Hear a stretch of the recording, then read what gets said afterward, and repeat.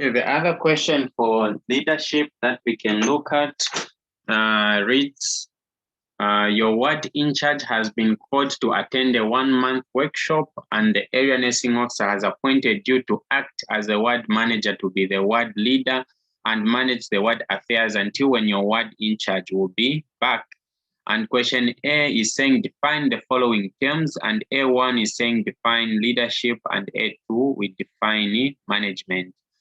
So we can define leadership as this is a process whereby an individual influences a group of individuals to achieve a common goal.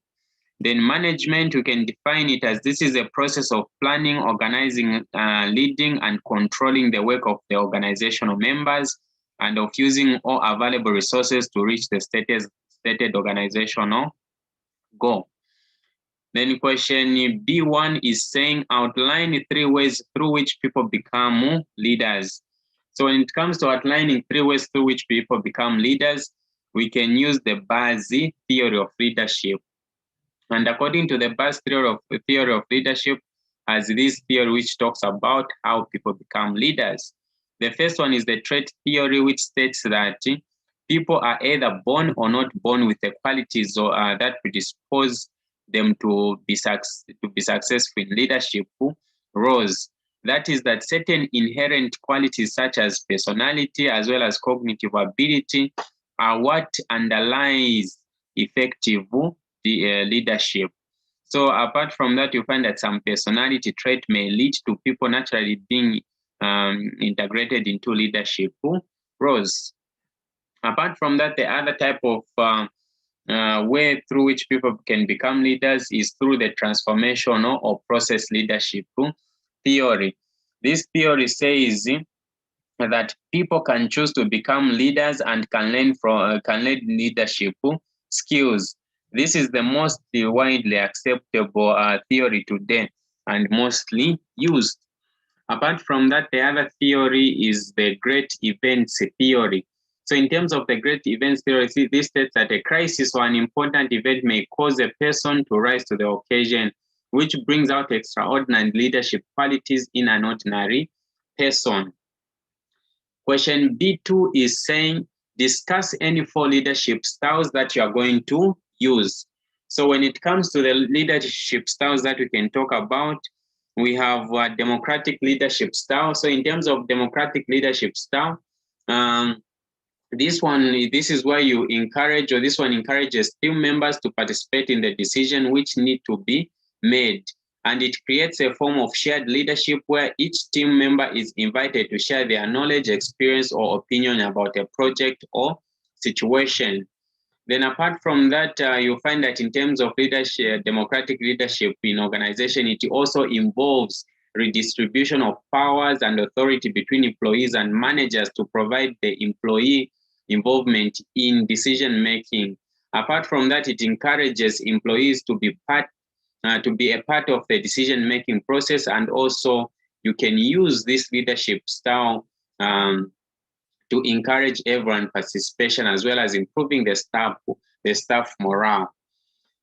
Then the other type of leadership that you can use is the dictatorship leadership style. So in terms of dictatorship leadership style, this is a style of leadership where there is always personal control by the leader or manager over the decision-making process for the team. And it is one of which the manager retains power, decision-making, authority, goal setting, and control, and assume full responsibility for all the actions. So a leader using this style may choose to receive feedback from their team, but any decision is his to make alone. So you can say, I'll use this leadership style when decisions have to be made quickly, as there will be no enough time to consult my subordinates. Apart from that, the other type of leadership style is bureaucratic leadership style.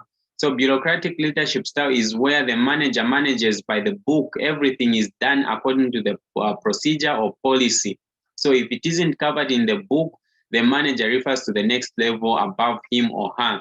So the manager is really more of a police officer in this type of leadership, but he or she enforces the rules.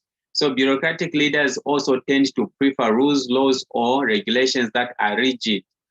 So you can use, you can say, I'll use this leadership style to my subordinates if they need to understand certain standards or procedures in terms of performing routine tasks over and over again. The last leadership style that you can use is laissez-faire. So in terms of laissez-faire, this is also known as delegative leadership, and it is a type of leadership style in which leaders are hands-off and allow a group member to make the decision.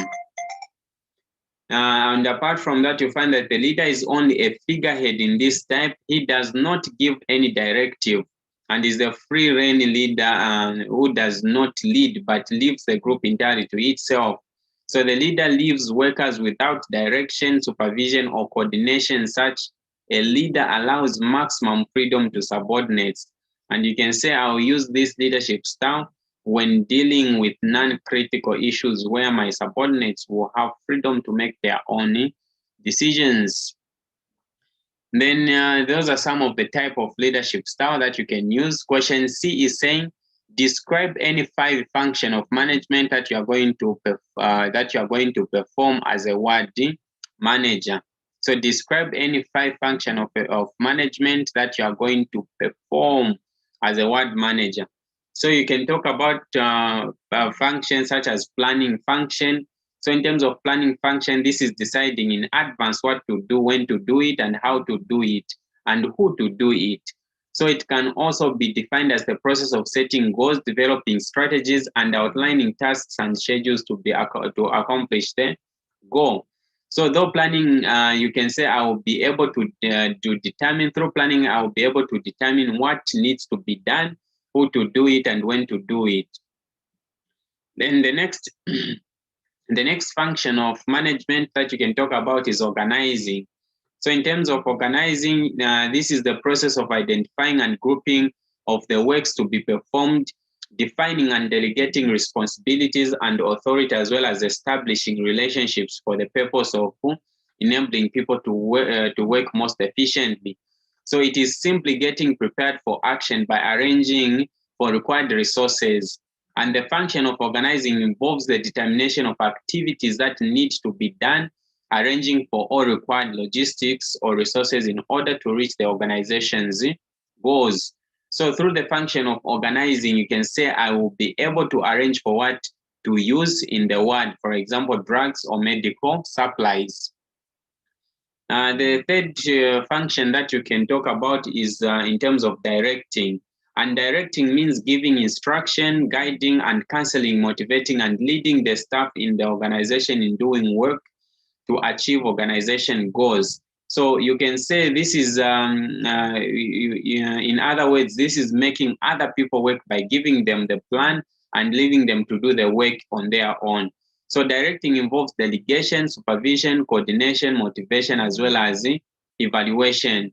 So through directing, you can say I will be able to influence and oversee the behavior of the staff in achieving the organization's goals, as well as assisting them in accomplishing their personal or career goals. Then the fourth function that you can talk about is controlling. In terms of controlling, this is determining what is being accomplished, that is evaluating performance, and if necessary, applying corrective measures so that performance tasks place according to plans. So it is an ongoing, it involves establishing performance standards based on the organization objectives and evaluating and reporting actual job performance. So once management has done both of these things, it should compare the two to determine any necessary corrective or preventive action. So through controlling, you can say I will be able to identify any potential problems and take the necessary preventive measures. And I will also be able to identify any developing problems that need to be addressed through corrective action. Then the last question, question D, is saying outline 5 principles of management according to Henry Fayol. So some of the principles of management according to Henry Fayol, you can talk about unity of command. And this principle states that every subordinate should receive orders and be accountable to one's superior. If an employee receives orders from more than one superior, it is likely to create confusion or conflict. Then the second one is unit of direction. So you'll find that here, all those working in the same line of activity must understand and pursue the same objective. So it seeks to ensure unit of action. Apart from that, we have the other principle, which is scalar chain. So in terms of scalar chain, this one refers to the chain of superiors ranging from the top management to the lowest rank. And the principle suggests that there should be a clear line of authority from top to bottom, linking all managers at all levels. And it is considered as a chain of command.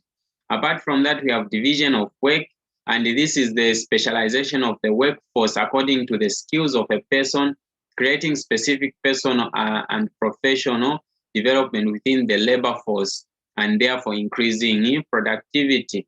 And the fifth principle that you can talk about is spirit de corps.